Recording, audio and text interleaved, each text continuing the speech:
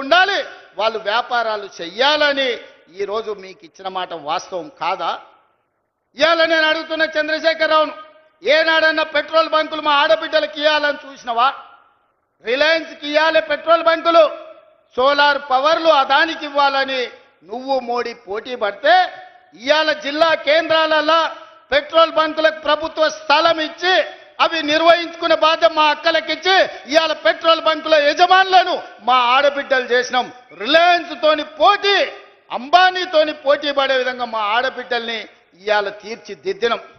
ఇదే కాదు, ఈరోజు సోలార్ విద్యుత్తు ఇంటికి ఉచిత విద్యుత్తు తీసుకోవడం కాదు, ఇవాళ సోలార్ విద్యుత్తు అంబానీతో పోటీ పడే విధంగా 1000 మెగావాట్లు సోలార్ విద్యుత్ ఉత్పత్తి చేసే కాంట్రాక్టు ఒప్పందాలు మా ఆడబిడ్డలకు ఇచ్చి ఈరోజు ప్రభుత్వంతో ఒప్పందాలు చేసి కోట్ల రూపాయల వ్యాపారం సోలార్ విద్యుత్ ఉత్పత్తి ఈరోజు 1000 మెగావాట్లు మా ఆడబిడ్డలకి ఇవాళ ఇచ్చిన.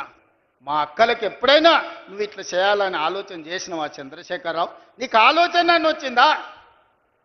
పెట్రోల్ బంకులు ఇచ్చినాం, సోలార్ విద్యుత్ ప్లాంట్లు ఇచ్చినాం, ఆర్టీసీలో ఆడబిడ్డలకు ఉచిత ప్రయాణానికి సౌకర్యం కల్పించినాం.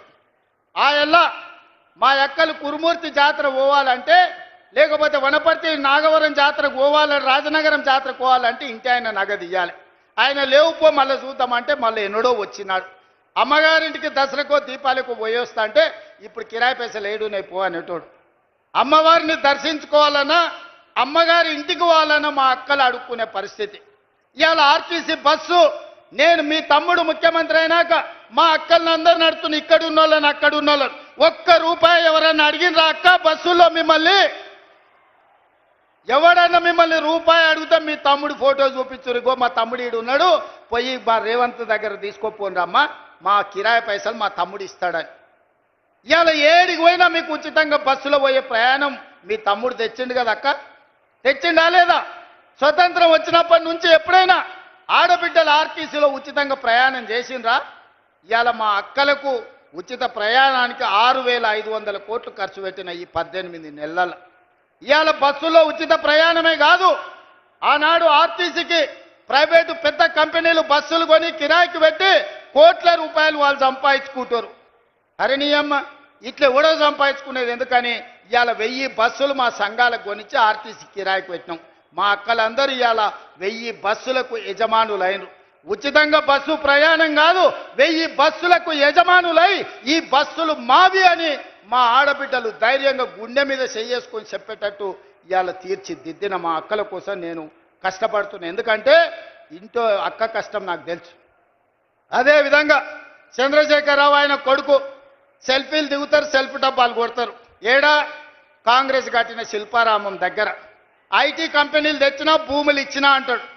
నువ్వు ఐటీ కంపెనీలు తెచ్చి భూములు ఇచ్చినవో లేదో కానీ మా ఇందిరా మహిళా శక్తికి 100 కోట్ల రూపాయల భూమి హైటెక్ సిటీ పక్కన శిల్పారామాన్ని ఆనుకొని ఎకరాల కొద్ది భూమి ఇచ్చి 150 షాపులు తెరిపించి గ్రామాలల్లా, తండాలల్లా, గూడాలల్లా మా ఆడబిడ్డలు తయారు చేసిన వస్తువులు, తిను బండారాలు ఇవాళ శిల్పారామం పక్కన ఈరోజు ప్రదర్శన పెట్టి ప్రపంచంతోనే మా ఆడబిడ్డలు పోటీ పడుతున్నారు.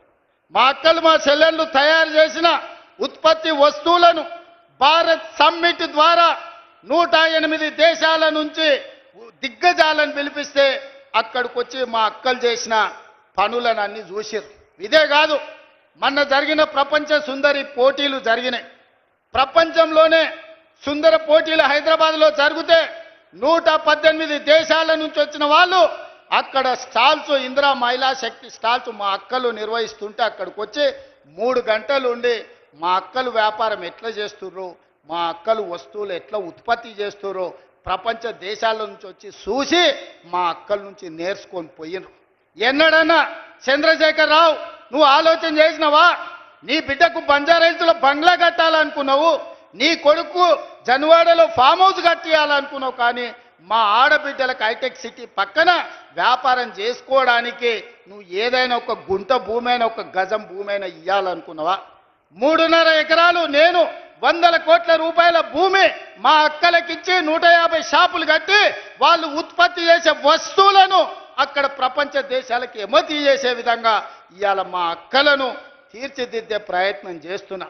అందుకే నేను చెప్పిన నా జీవిత లక్ష్యం 2035 నాటికి దేశంలో మన తెలంగాణ $1 ట్రిలియన్ ఎకానమీ చెయ్యాలంటే మా 1 కోటి మంది ఆడబిడ్డలు కోటీశ్వరులు కావాలని ఒక లక్ష్యంగా పనిచేస్తున్నా. ఇవాళ 67 లక్షల మందిని కాదు, 1 కోటి మంది ఆడబిడ్డల్ని సంఘాలలో చేరండి, 1 కోటి మంది ఆడబిడ్డల్ని 10 ఏళ్ల కోటీశ్వరులను చేసి మీరు కోటీశ్వరులమని గర్వంగా చెప్పుకోవడానికి ఇవాళ ప్రణాళికలు వేసి ప్రజాపాలనలో ఇందిరమ్మ రాజ్యంలో ఇవాళ మా అక్కలను కోటీశ్వరులను చేయాలని నేను చూస్తున్నా. ఎన్నడన్నా ఈ ఆడబిడ్డల చేతుల 10 రూపాయలు ఉండాలని నువ్వు ఆలోచన చేసినావా చంద్రశేఖరరావు? ఎప్పుడన్నా నువ్వు మానవత్వంతో ఒక్క ఆలోచన చేసినవా?